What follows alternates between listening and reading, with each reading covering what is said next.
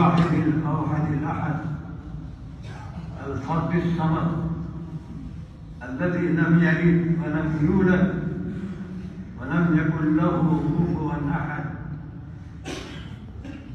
هو الأول والآخر والظاهر والباطن وهو بكل شيء عليم.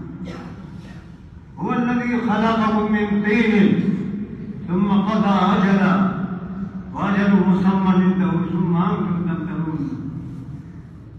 وهو الله في السماوات وفي الأرض يعلم سركم وجهركم ويعلم ما تكسبون. أشهد أن لا إله إلا الله وحده لا شريك له، له الملك وله الحمد، يحيي ويميت وهو على كل شيء قدير.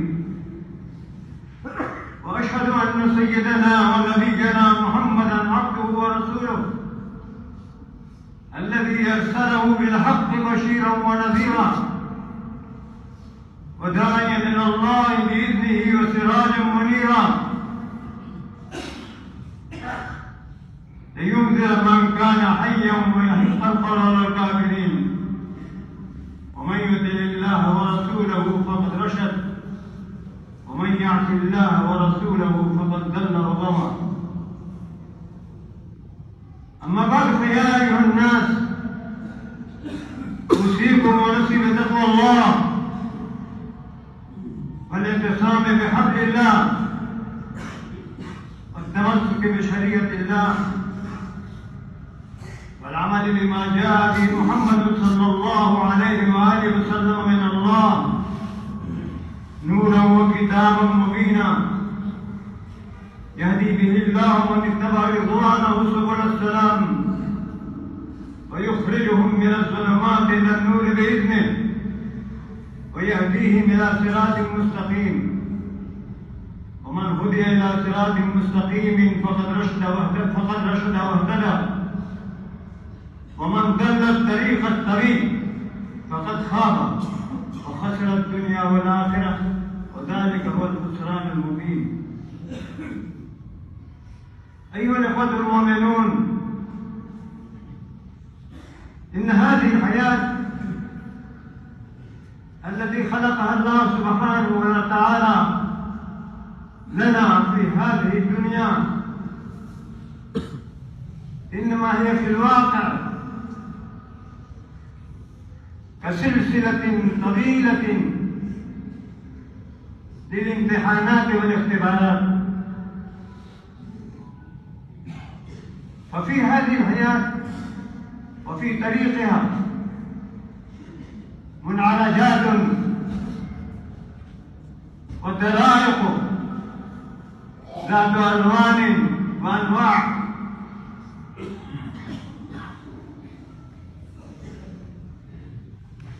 وقد يتغافل المسلم عن هذه الحقيقة الواضحة، ولكن الطريق الواضح الذي بينه الله سبحانه وتعالى لعباده المؤمنين إنما هو الطريق المستقيم الذي سماه الله سبحانه وتعالى الصراط المستقيم. فمن سلك هذا الطريق المستقيم فقد ربح ونال ما قد قدره الله سبحانه وتعالى له في هذه الدنيا وما قدر له في الآخرة من جنات ونعيم. ولكن كثيرا منا يتغافل هذه الحقيقة ويعيش في غفلة أي غفلة أنه لا يعرف لماذا خلق في هذه الدنيا وما هو الغرض الأصيل الذي أراده الله سبحانه وتعالى من خلق الإنسان في هذه الدنيا. وقد بين الله سبحانه وتعالى ذلك بكل إيضاح وبيان في كتابه العظيم، فقال بسم الله الرحمن الرحيم. أيحسب الإنسان أن يترك سدى ألم يكن نطفة من مني يمنى ثم كان علقة فخلق فسوى فجعل منه الزوجين الذكر والأنثى أليس ذلك بقادر على أن يحيي الموتى؟ أيحسب الإنسان أن يترك سدى؟ ليس الإنسان قد خلق إلى هذه الدنيا وبعث إلى هذه الدنيا لكي يعيش في غفلة أي غفلة، بل يعيش على ذلك الطريق المستقيم الذي أنزله الله سبحانه وتعالى عن طريق رسوله نبينا محمد صلى الله عليه وآله وسلم. وذلك هو الطريق المستقيم الذي تحدث عنه الله سبحانه وتعالى في كتابه العظيم، فقال تبارك وتعالى: وأن هذا صراطي مستقيما فاتبعوه ولا تتبعوا السبل فتفرق بكم عن سبيله ذلكم وصاكم به لعلكم تتقون.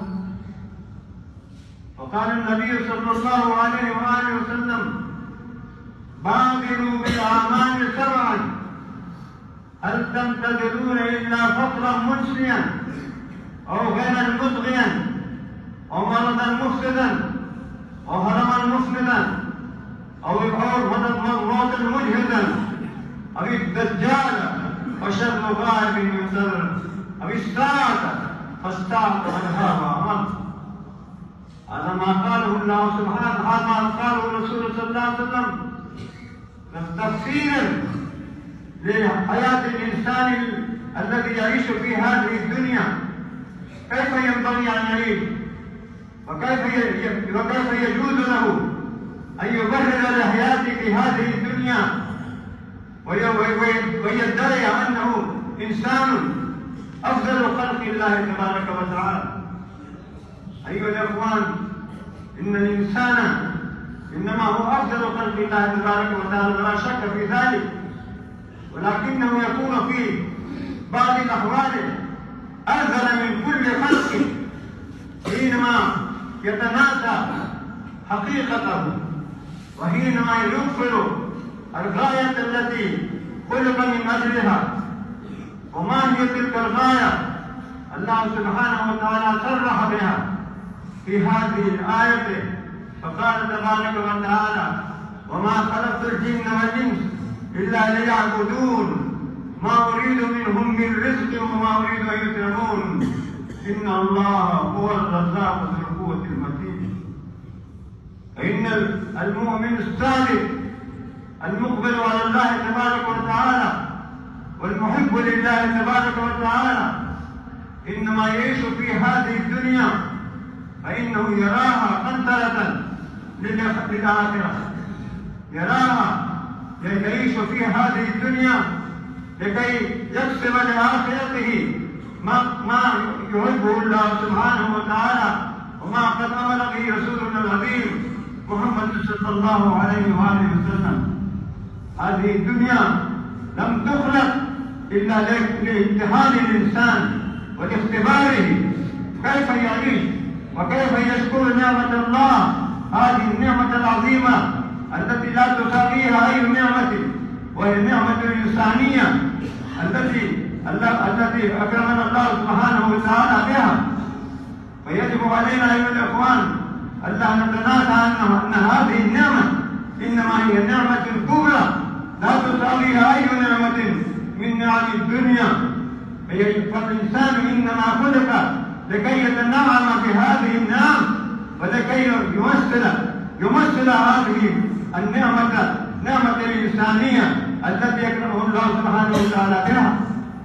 وليس هناك أي خلق يساوي الإنسان في أي حال من الأحوال مهما كان قليلا ومهما كان قليلا، ولكن الإنسان إنما خلق لعبادة الله تبارك وتعالى كما قال الله سبحانه وتعالى: إنما هو ما خلق الجن والإنس إلا ليعبدون.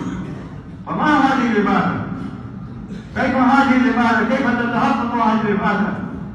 وإنما تتحقق هذه العبادة كي يكون الإنسان مقبلا على الله تبارك وتعالى في جميع أحواله وفي جميع أعماله، ويمارس الأعمال الصالحة التي ترضي الله تبارك وتعالى في كل حال من الأحوال، ولا يعيش هكذا في هذه الدنيا وهو غافل عن غاية خلقه، يعيش مثل خلق الآخرين، يعيش مثل الحيوانات والبهائم. فإن الله سبحانه وتعالى لم يخلق الإنسان مثل البهائم، ولكن الإنسان إذا تغافل عن غايته وعاش مثل الحيوان فإنه يعتبر حيوانا أكبر من كل حيوان.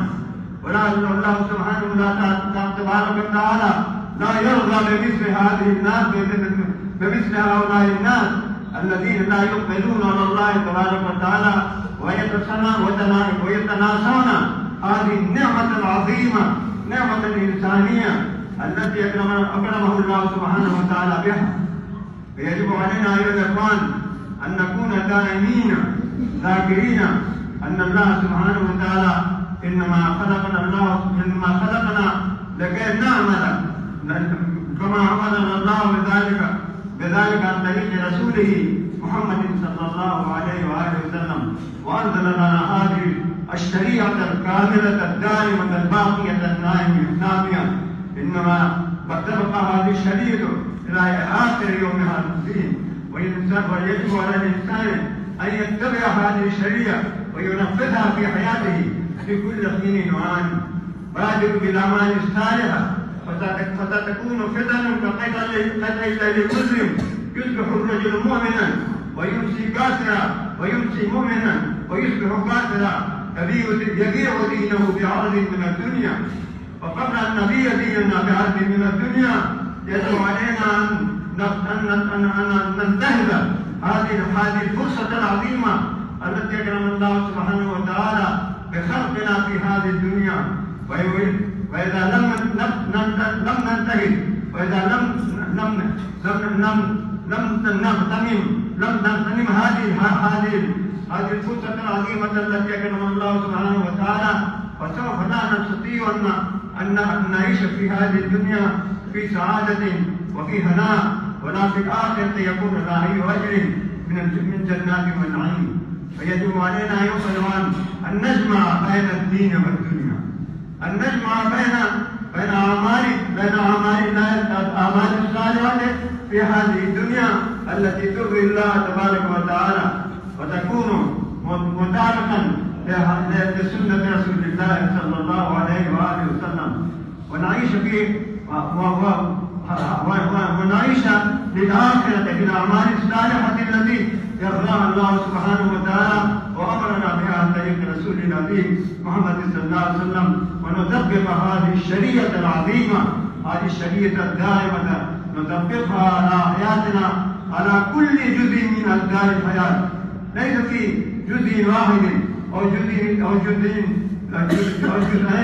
اثنين أو ثلاثة أجزاء فقط، بل إنما نطبق هذه الشريعة الإسلامية على كل جزء من أجزاء الحياة 100%. فكما جاءت هذه الشريعة كذلك تطبق هذه الشريعة بكاملها، ولا يمكننا أن ننقص منها أي شيء، أي ذرة، ما يمكن في أي حال من الأحوال، ولكننا نعيش في غفلة، نعيش في نستوحش من الآخرة، ونعلق الحياة الدنيا، ونعمل للدنيا كل عمل، ونبذل طاقاتنا لكسب شيء حقير في هذه الدنيا، رغم أن الله سبحانه وتعالى إنما خلقنا لكي نعيش في هذه الدنيا بالأعمال الصالحة حتى نكون مستحقين في الآخرة بجزائه الأوفى الذي لا يكون أقل من جنات ونعيم. أيها الأخوة المؤمنون، إن الله سبحانه وتعالى ما خلقنا في هذه الدنيا إلا لكي نبني آخرتنا، أن هذه الدنيا خلقت لكم وإنكم خلقتم للآخرة، فلذلك فيجب أن نطبق هذا القول العظيم على حياتنا في هذه الدنيا حتى نكون من أولئك الصالحين، أولئك الناجحين الذين ينجحون في هذه الدنيا في حياتهم الدنيوية، وننجح في الآخرة بإذن الله تبارك وتعالى بدخولنا في جنات ونعيم إن شاء الله تعالى، وبنالنا الجزاء الأوفى من الله تبارك وتعالى. فاتقوا الله سبحانه وتعالى أيها الإخوان، يا أيها الذين آمنوا اتقوا الله حق تقاته ولا تموتن إلا وأنتم مسلمون، واعتصموا بحبل الله جميعا ولا تفرقوا، واذكروا نعمة الله عليكم إذ كنتم أعداء فألف بين قلوبكم فأصبحتم بنعمتي إخوانا، وكنتم على شفا حفرة من النار فأنقذكم منها، كذلك يبين الله لكم آياته لعلكم تهتدون. اتقوا الله سبحانه وتعالى أيها الإخوان، ولا تكونوا كالذين نسوا الله فأنساهم أنفسهم أولئك هم الفاسقون. لا يستوي أصحاب النار وأصحاب الجنة، أصحاب الجنة هم الفائزون. أقول هذا وأستغفر الله لي ولكم ولسائر المسلمين من كل ذنب فاستغفروه إنه الغفور الرحيم.